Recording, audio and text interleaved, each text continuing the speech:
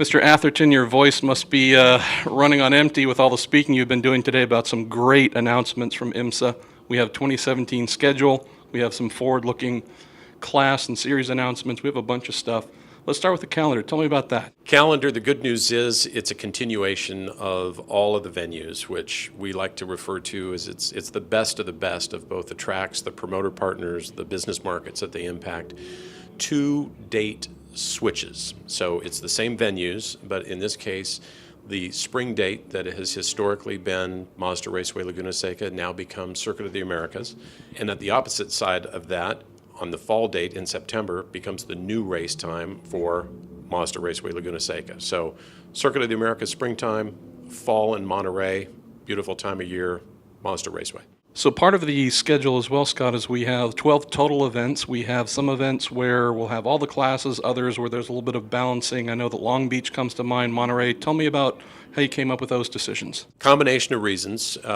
It primarily impacts the Prototype Challenge class. So for instance, at Long Beach this year, Prototype Challenge has been there in the past. We will swap them out and replace that with our GT Daytona class.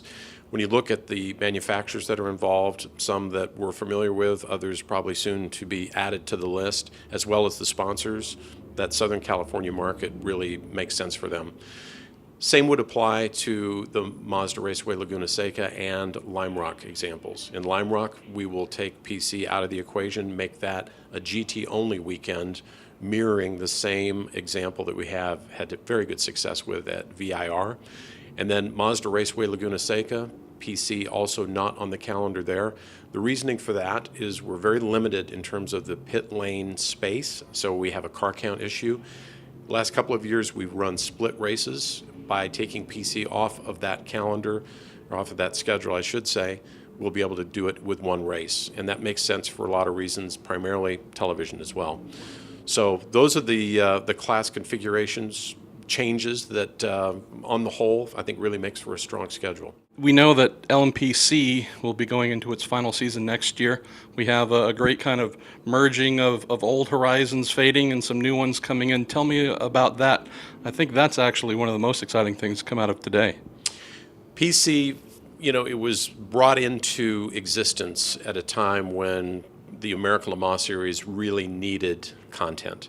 The same thing applied to the GTC class, if people think back to that era. It has over-indexed and brought us more reward and more return than we ever would have expected. It's been great. But the 2017 season will be the final season for the Prototype Challenge class. That will bring our prototype category, beginning in 2018, to a single prototype class. So our DPI, Daytona Prototype International, and the LMP2 car, which will debut in 17, becomes the only prototype class. Now, we expect the DPI class to be not unlike our GTLM category. So factory teams, all professional driver lineup. If there were a Pro-Am mix that wanted to race at that level, they would be welcome, whether it be in a DPI or an LMP2 car. And if they choose to do that, then we have a separate award established that's been around, but it would be, in this case, really highlighted for a Pro-Am competing in that top prototype class to win the Truman Award. And what that was, among other things, lots of fame and glory, but also an automatic entry to Le Mans.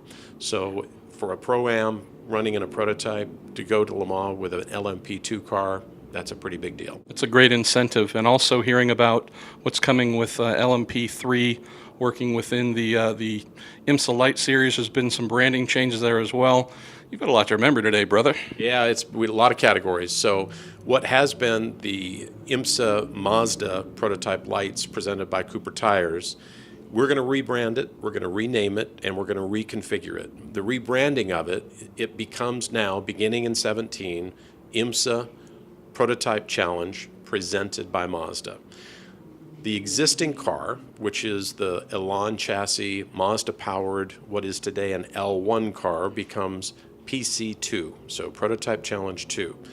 The big news is this new reconfigured platform will now incorporate the LMP3 car. That's a reflection of the strategic alliance that we have with the ACO. They had an incredibly positive and successful vision in creating that car. All 6 approved constructors will be eligible to race. The car will be exactly as it is. There will be no alteration, no BOP. That car becomes the new PC1. So LMP3 category added to what will be our prototype challenge class. Admittedly, this is going to be a little confusing for a while because the prototype challenge class will continue in the WeatherTech Championship through 17. That's the end of that, no longer eligible. Going forward, that prototype lights category today, rebranded to prototype challenge, presented by Mazda with LMP3 technology and the existing Elan Mazda powered cars.